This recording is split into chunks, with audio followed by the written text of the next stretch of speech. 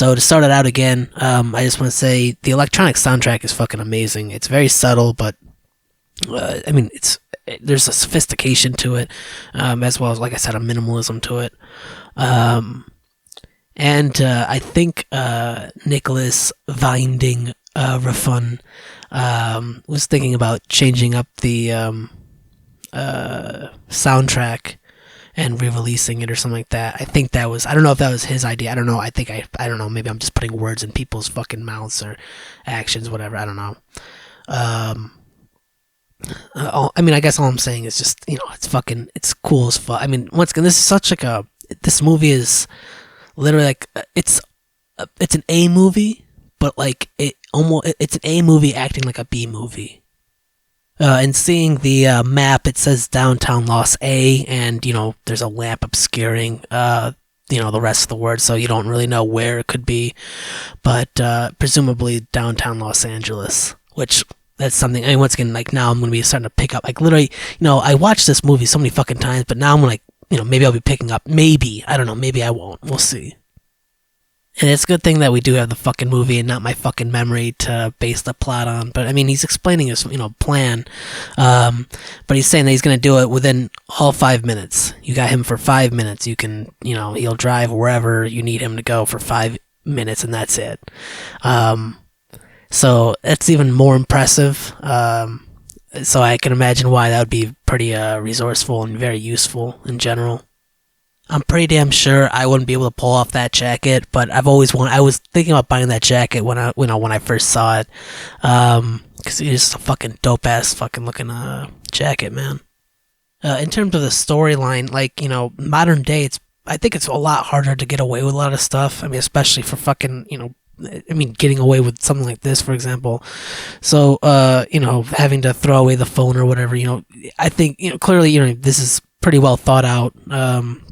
There's almost, there's a very realistic thing. I mean, obviously it's in a movie, but, this is the shit that, I'm sure there might actually legitimately be, like, these, like, fucking underground fucking drivers, these mercenary drivers. Like, I bet that they fucking exist, man. I mean, that's, didn't they do fucking Baby Driver or whatever? I never watched that movie, but, like, anyway. Car of choice is Chevy Impala, which, it's pretty standard or typical looking car, as they say in the movie, which does look pretty fucking typical inside, clearly, whatever. So now I'm not sure if, once again, this is just like Shannon and the driver, and like they just happen to know some people. I mean, once again, I think that it might be more associated with that whole mob or that mafia, whatever that group is, that deals with, pretty much the villain for this fucking entire movie. I guess what I'm getting at is I'm assuming that probably they're getting these jobs from the mafia or the mob or whatever the fuck, but maybe they're also just, just whoever comes up to them. It's just really like, how the fuck does anyone like, go up and try to find something like that? It's just really fucking, it's bizarre as fuck. I mean, once again, it's probably a very wanted fucking thing, though, I imagine. The basketball game on the radio is a very nice touch.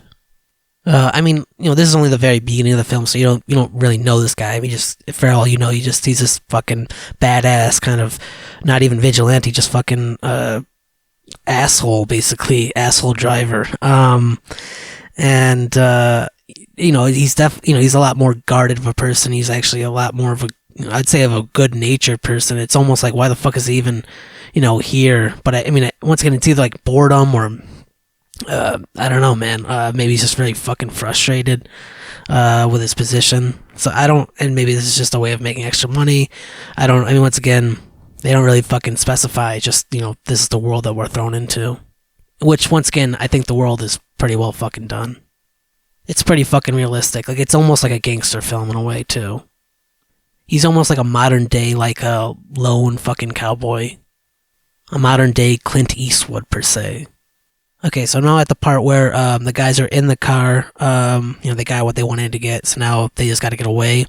It's very tense, and just, imagine having to fucking, evade the cops and shit, and once again, he's, almost doing, you have to be so calm, and once again, this is, shit you shouldn't be fucking doing and shit. It's this is the movie magic that you're looking for, man, or that's what I'm looking for, anyway. I feel like also mentioning that one police radio is also a nice touch. Once again, just kind of, being as realistic as possible. Like what would be essentially needed to, get away and do something like this. And once again, like, now I'm at the fucking part where they're underneath the bridge. Like, it's just, once again, so fucking tense. There's a fucking helicopter after them.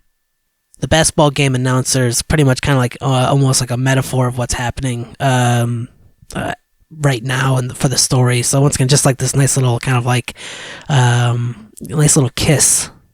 The turning out of the jacket. I mean, just getting into the basketball game once when it's all over. Just fucking flawless.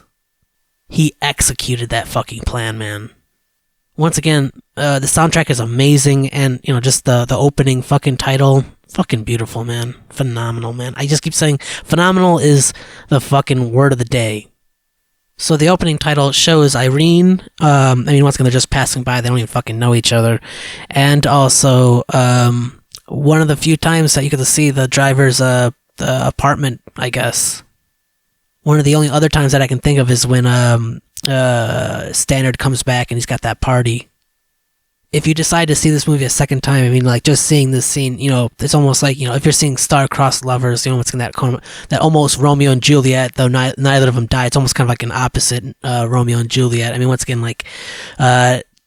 fucking, like I said, star-crossed lover, like fucking meant to be, but at the same time, not meant to be, like just it'll never be, never happen. It's like heart and soul never getting to, be together forever. But they are indeed the heart and soul. They don't even get to fuck, just one kiss. And then, immediately after, it's a fucking face stomping.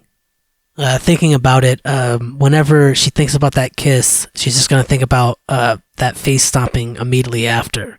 Now, I know this is totally fucking off tangent. It's still directed towards the fucking movie, but clearly, the driver got the understanding that she wasn't interested when she smacked him in the face, and he just kind of knew, she doesn't want him anymore, or didn't want him at all, which is, probably just didn't want him anymore at the time. So that's why he never came back. But also, he did kill a bunch of fucking people, so he probably can't just, chill, around anymore. He probably does have to just fucking leave. He kills a lot of fucking people. You got the two mafia dudes. One of them's got a shotgun. They were going to come in. They end up killing Blanche, and they were going to kill the driver, but the driver kills them. So I think those are the first two murders that he has to do. There's the mafia dude on the elevator. There's Nino. There's Nino's driver, which I also think is kind of fucking funny, and I think it's done on purpose, because the driver nonchalantly kills the other driver when he's killing Nino, and doesn't even the guy just, he's fucking dead most likely. And I don't know, man, it's just fucking two birds, one stone, I guess. And then there's the mob boss. So I think that's 6 people. There might be someone I'm missing. So, I guess I was off at the beginning. I guess they first kind of once again meet, not at the grocery store, or at the store in general, but in an elevator. Fuck. It starts and ends on the fucking elevator. That kid is back on the escalator again. Would you leave it alone? What? Potentially pointless fact, they live on the 4th floor. His fucking room is 405, her room is 403. Does the 4th floor, 405, and 403 mean any fucking thing, or is it just fucking pointless? If you pick up every detail in the first viewing, then fuck you. Clowning around aside, realistically, if you were fucking writing a script or something like that, sometimes I always make it seem like, every fucking little detail fucking is important, and sometimes that's the fucking case, but sometimes it doesn't fucking matter. If there had to be any reason in particular, one of 2 things. They had to both be on an elevator for any of these elevator scenes to work, and the elevator ride has to be long enough, and they also have to live close enough to be at least, comfortable neighbors, per se. I'm sure just the fact that they live in the same apartment complex is nice, but the fact that, literally they live, only a couple doors down from each other, it's almost extra safety and comfort. I apologize now for my eccentric behavior. Driver's now dressed up as a cop. Once again, he's got 3 jobs. Stuntman, sometimes. Mechanic, you'll find out later. Not too much longer. And clearly, he started off with a job as an underground driver. or whatever the fuck you want to call it, vigilante or mercenary. I don't fucking know. I guess like a wheel for hire. The second conversation between Shannon and the driver indicate that Shannon's a greedy bastard and is willing to throw the driver at risk to get more money, or get that greed. Which I guess the driver doesn't really fucking give a shit, and maybe the Shannon does, he actually trusts him or something like that. Fucking thinks that he trusts his fucking skills and his talents, I guess. Enough so that he probably won't fucking die from doing a stupid stunt that won't even get in the fucking film, as you later find out. The first conversation between Shannon and the driver, once again, that when he's picking up that Chevy Impala, shows that he's a pretty handyman mechanic. I'm talking about Shannon. And also, they kind of got like a nice little kind of almost like father-son, almost repertoire. I mean, Shannon almost has like a fucking butler quality to him. A greedier, not as bright Alfred. The driver is kind of like Batman in a way, if Batman was way more of an anti-hero. He's already fucking pretty anti-hero, but I mean like way more. Closer to like Punisher.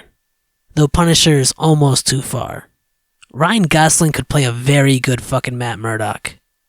The scene where the driver is the police officer in the cop car and it's flipping over, whatever, filming a movie crew filming a scene that's so fucking meta. It is always nice to see behind the scenes shit. Even though it's really not behind the scenes, but it fucking is. It's fucking weird.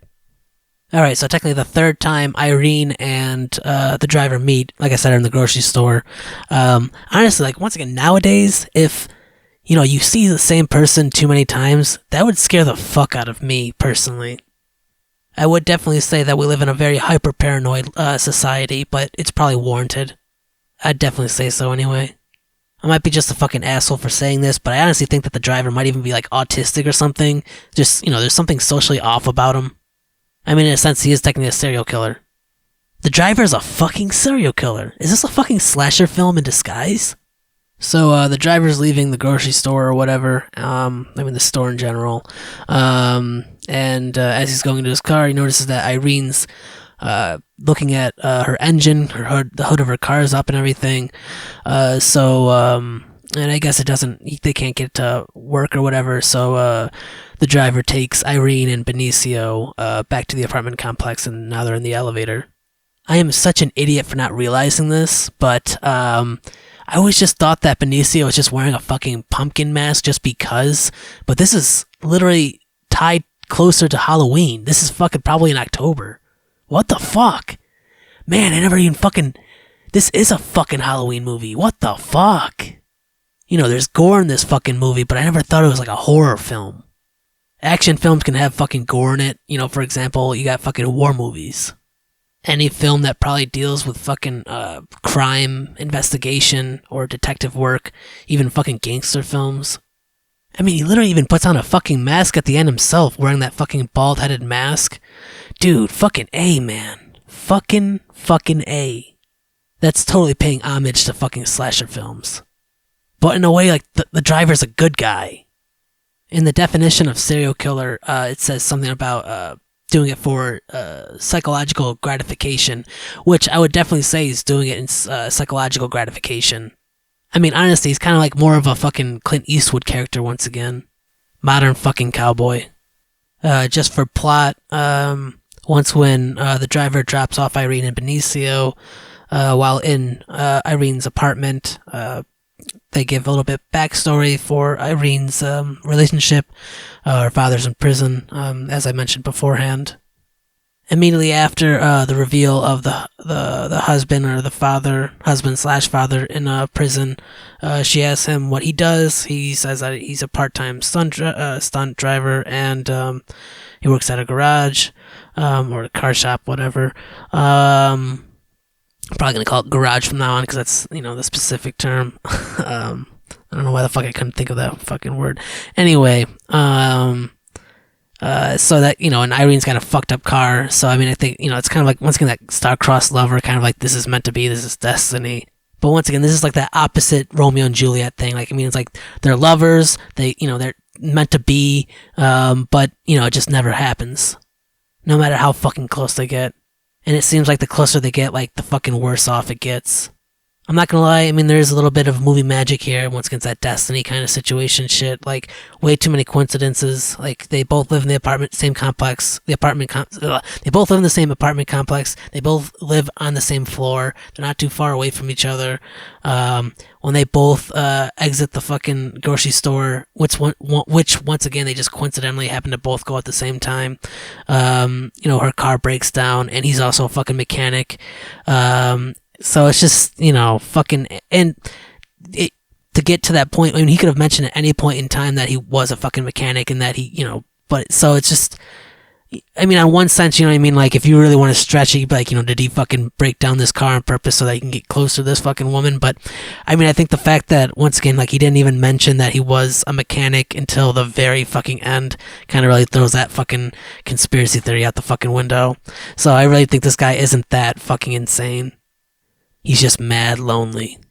However, after he leaves her apartment complex, the scene after, it shows this, like, long shot of, like, trees and a couple of paths and whatnot and people walking. And I believe it's Irene and Benicio, and I thought, like, it looked like the driver was also walking by them.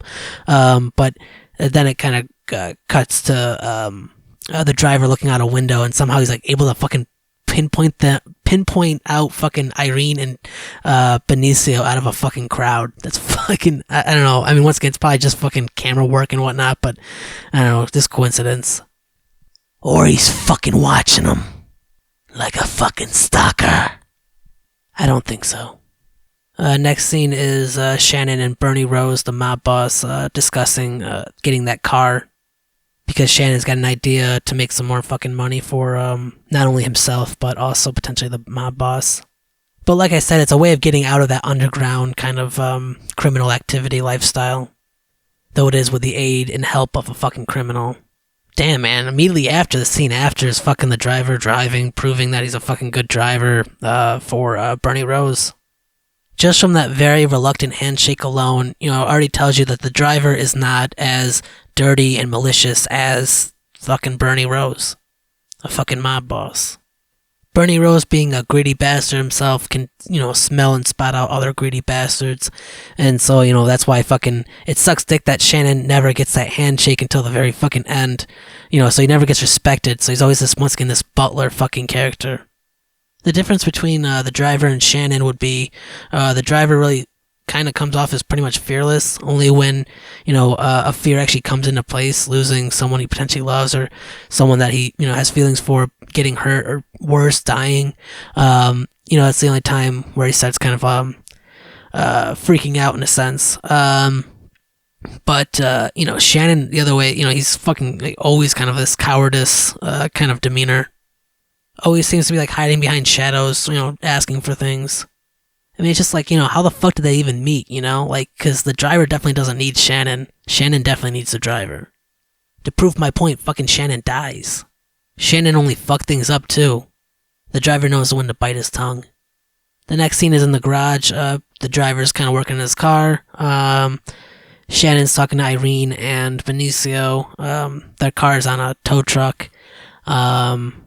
And immediately once when the driver notices Irene is there, he has a fucking smile on his face. He's like, oh my god, she fucking decided to come to my garage. So it's just like, you could definitely tell that like they both have probably some kind of mutual attraction for one another. Though once again, it's all coincidental. I mean, like, no one's fucking revealed their cards yet.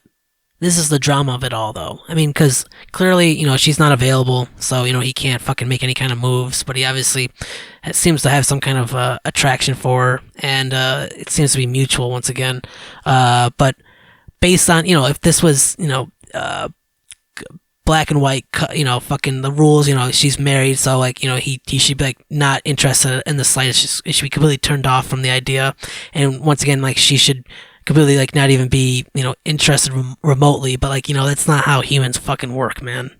And especially when, I mean, once again, like, this is a woman that you find out a little bit in the middle of this, in the fucking, the movie, during a fucking dinner, over dinner or whatever, while Standard's there, he's fucking telling the story of how, Irene and, Standard, how he and, Irene met, she was 17 and shit, so, like, she was just at a fucking club, just already making mistakes as it is. And, once again, I'm sure if she could fucking, go back in time and potentially make it so that, she never met fucking, Standard, she'd be able to potentially have a chance with, I don't know, I can't really say that that's exactly what she'd fucking want, but, because then clearly, Benicio wouldn't exist, and, I'm sure she fucking loves Benicio. Because of this whole fucking movie and story or whatnot, she, at the end, becomes a fucking widow, so she has a chance to get with somebody better.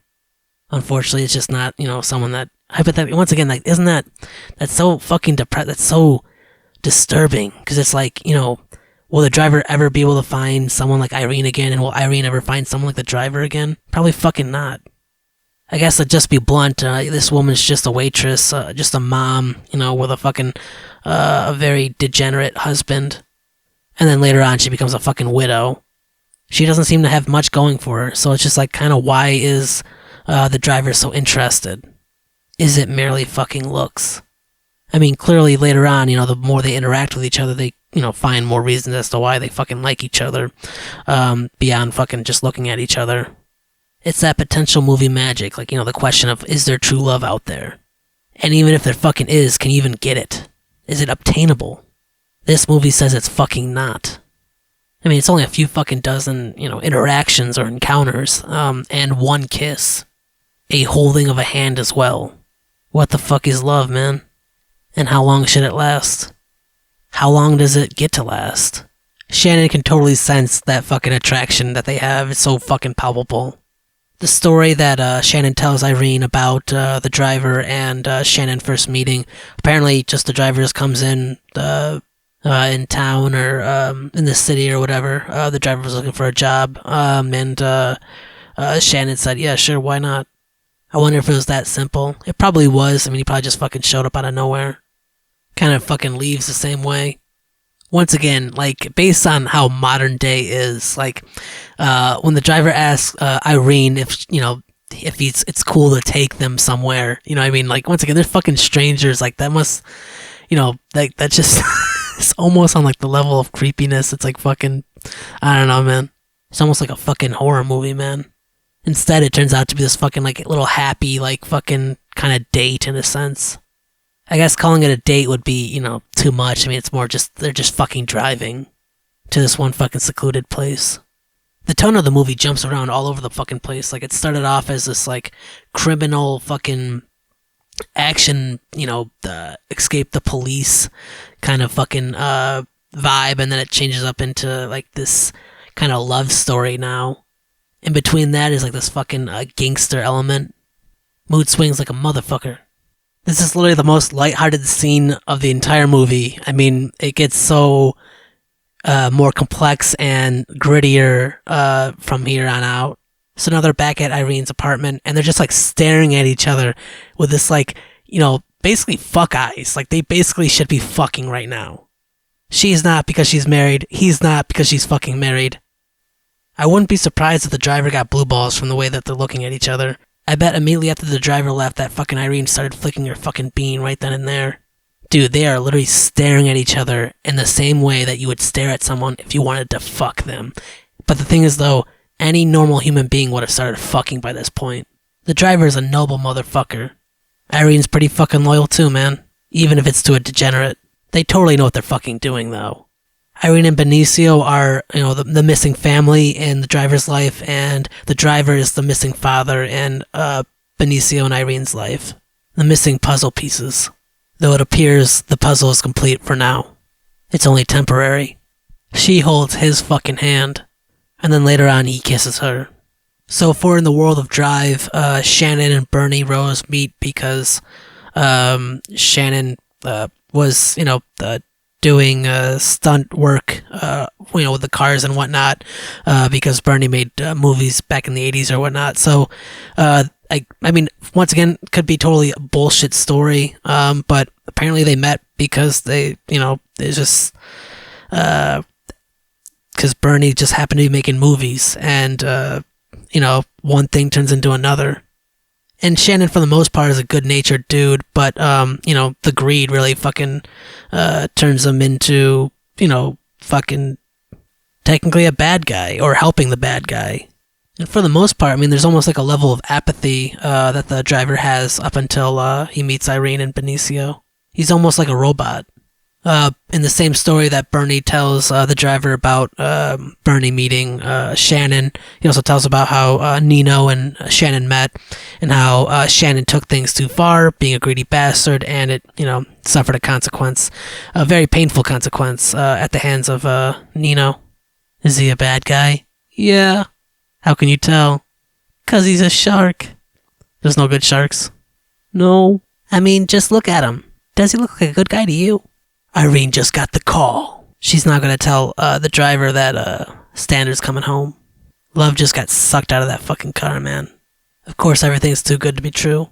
To the viewer, Standard's first impression in person comes off as a very nice guy, as a guy who seems to not want to be involved in his past anymore. But Irene knows what's up. And immediately once when the driver and Standard meet, you just fucking totally know the whole game. Standard's a fucking asshole. I guess he's allowed to be an asshole because the driver is kind of an asshole himself for, hovering around a taken woman.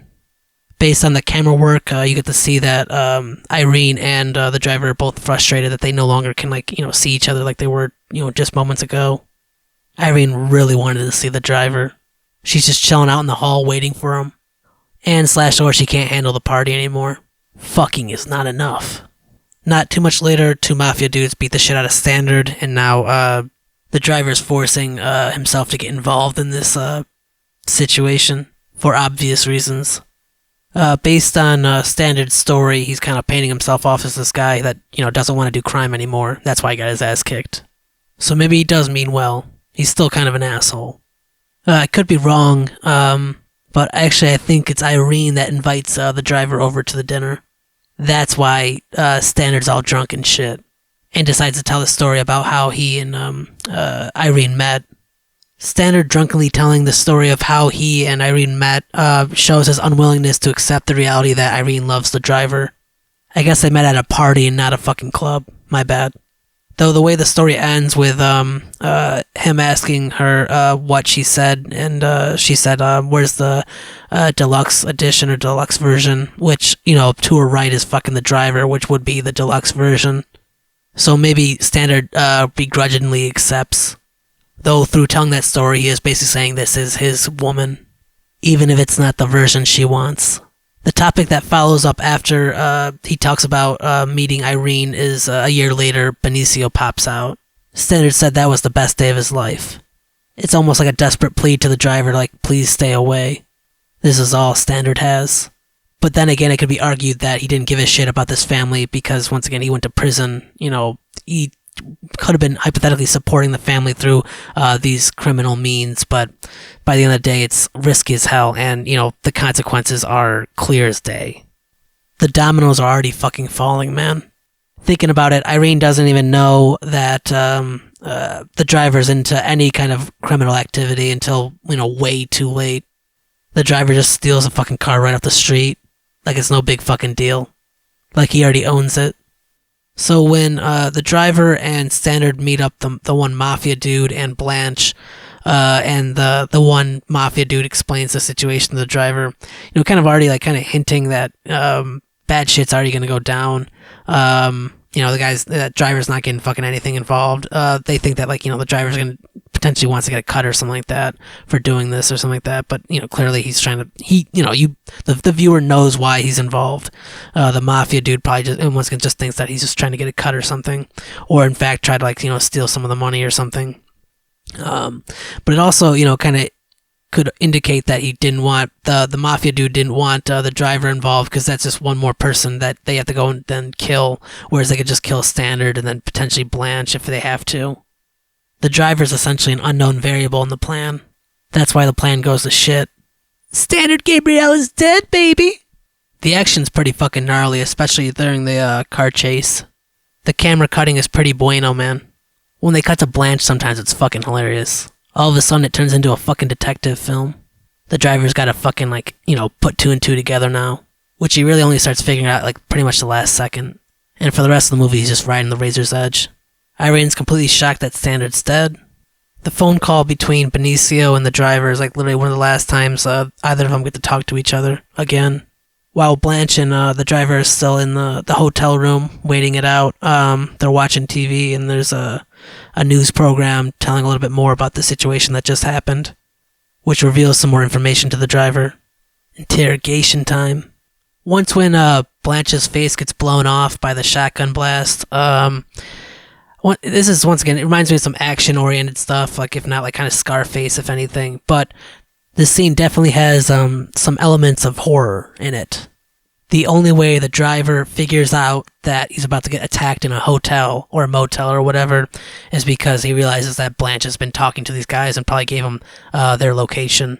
Split-second reaction. Matches to the door, deal with the shotgun fucker, then have to deal with the other motherfucker. The sound is all muffled too because, the shotgun blast, of course, like would destroy someone's fucking ears for a fucking moment. That metal pipe scene is also a fucking moment of horror.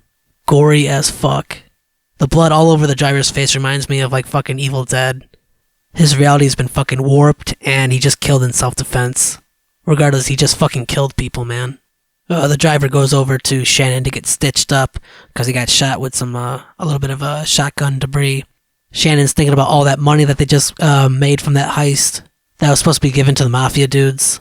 You later find out that Nino was starting a rival war. So the conversation between Shannon and the driver, unless Shannon was able to get information from Bernie about the one dude that assigned the fucking whole plan. His name is Cook. He was with Blanche and Standard, and the driver explained the plan. The bald-headed fuck. Anyway, unless Bernie actually did give information as to where this guy is, I don't know how the fuck else the driver was able to find where Cook is. He just happened to just be, it jump cuts Shannon and the driver talking to the driver going down into like presumably a strip club, just asking about this Cook dude, and people are just pointing them in the right direction. I also didn't realize until now, but I'm pretty sure the driver took Blanche's phone. I could be wrong about that though. Unless this Chris Cook mafia dude said his name while he was explaining the plan to the driver, Standard, and Blanche, the one pawn shop heist. I don't know how else the driver would have known his name. If Cook didn't say his name, then presumably he's a contact in Blanche's phone. Hammering a dude's hand will probably get you somewhere in life. Somebody call Nino! That dude's gonna shit a literal bullet. The driver's plan is to fucking wing it, man. He's going with the fucking flow. The driver comes clean to Irene. One flaw that the driver has is that he doesn't explain himself too much. He just says that because he got involved with Standard, Standard died, making it seem like it's his fault that Standard died. But it's not the driver's fault, man. He was gonna die regardless. At the same time, how do you really explain that to somebody? It's so fucking hard to explain anything to somebody sometimes. This elevator ride is the last time Irene and the driver get to see each other. The driver already knows what's up. From not just any kiss, but the kiss, into just Gorefest 101, heel to the motherfucking dome until his skull collapses. The driver's first 3 murders are all in self-defense. Judging by Irene's reaction, it's probably her first time seeing somebody get killed in front of her. The driver also had a similar face after he realized that he had killed 2 people in self-defense. Not to mention when Standard got killed as well. That kiss is romantic as hell though. Theoretically, the driver could be thinking that they're gonna both get killed, so it's like, if I'm gonna fucking die, I might as well kiss her. And it's also probably the last time he's gonna be able to do something like that anyway.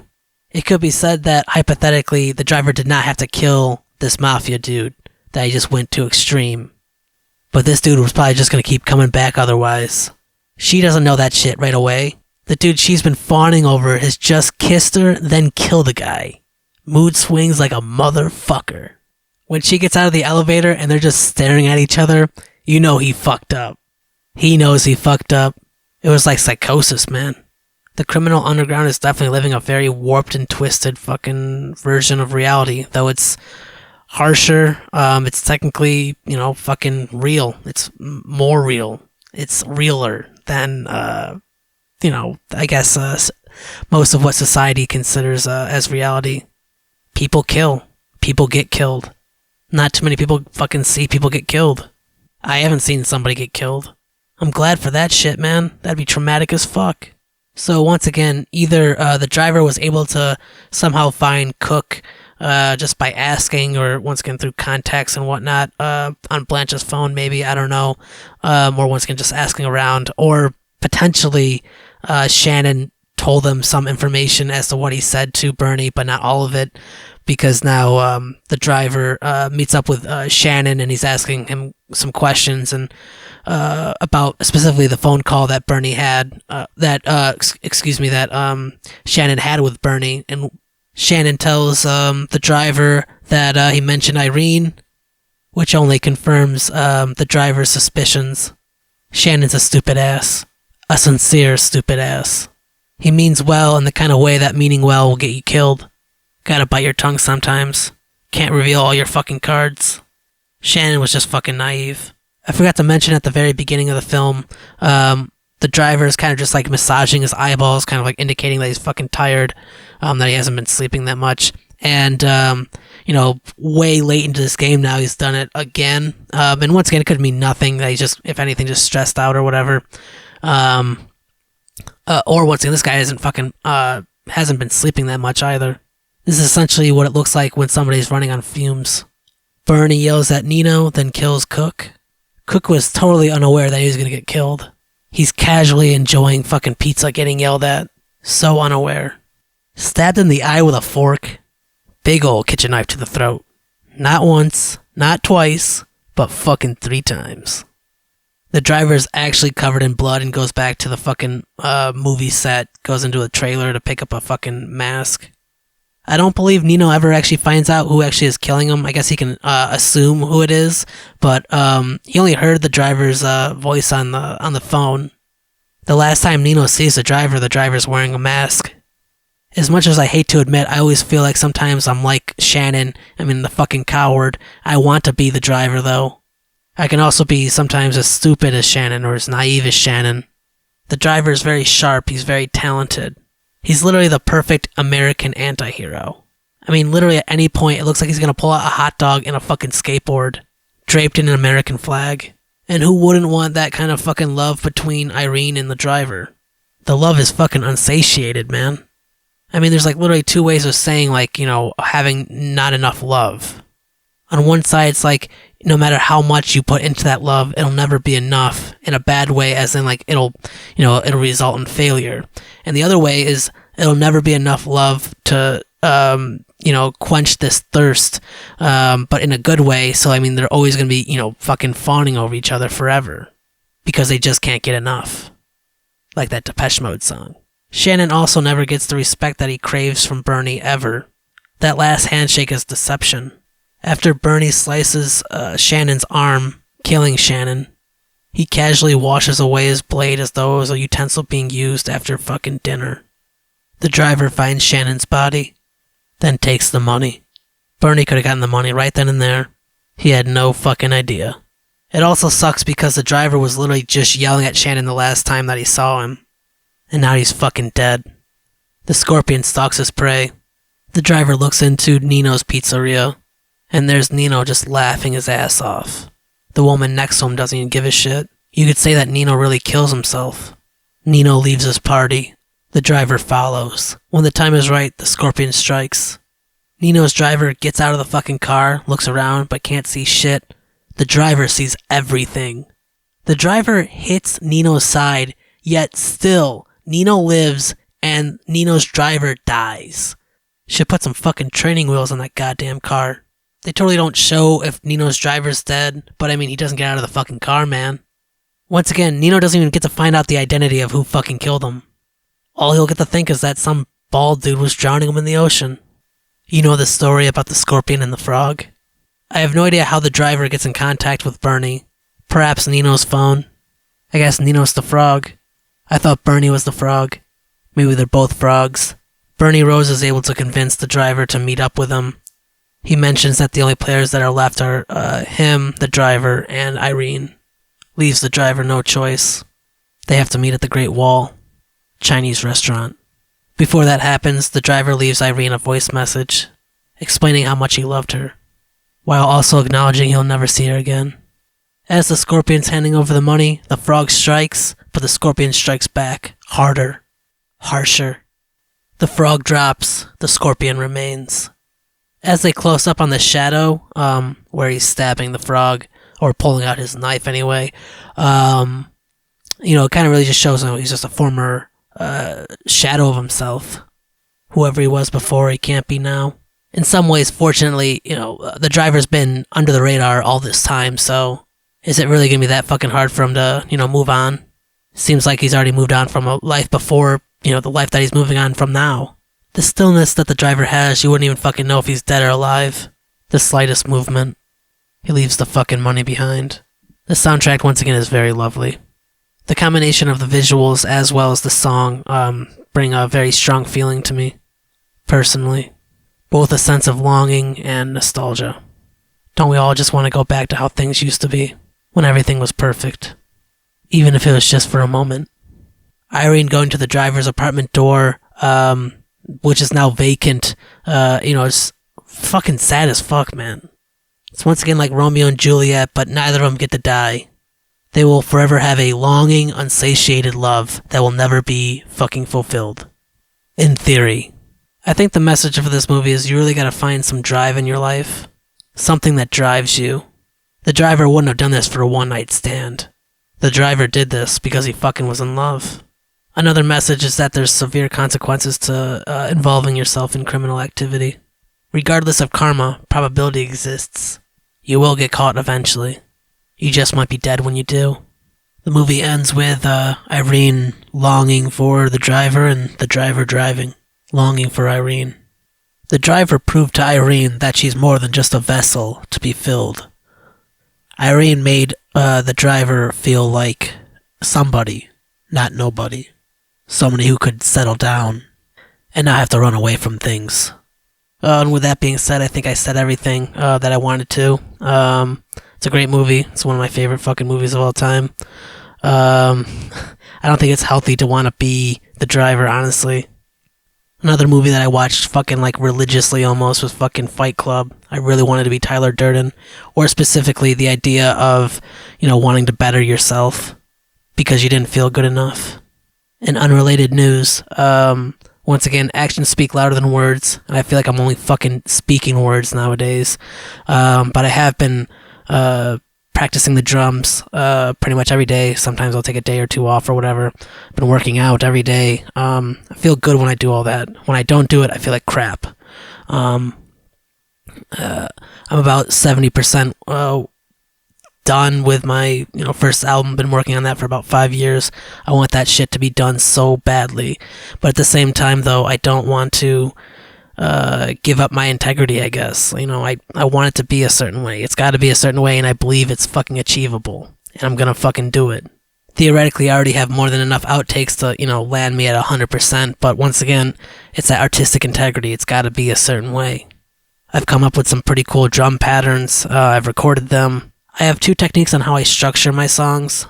I've been really trying to do it one way, while reluctantly trying not to do it the other way. I think it's probably going to have to be a combination. I've been learning how to make patches from scratch on the synthesizers, which has been pretty fucking eye-opening, but time-consuming as well. All I have to do is pretty much show up. That's the magic. Which I mostly have been showing up, but, I'm still fucking, afraid I'm going to come up with something that's just garbage. If I stepped out of my shoes for fucking 10 seconds, I'd know that it's not really that important, but, at the same time though, to me it really fucking is. I think it's just best to shut the fuck up by this point. Actions speak louder than words. I also just don't feel as driven as I usually do. Just gotta go with the flow, I guess. With that being said, my name is Joseph Sorensen. Thanks for listening and take it easy.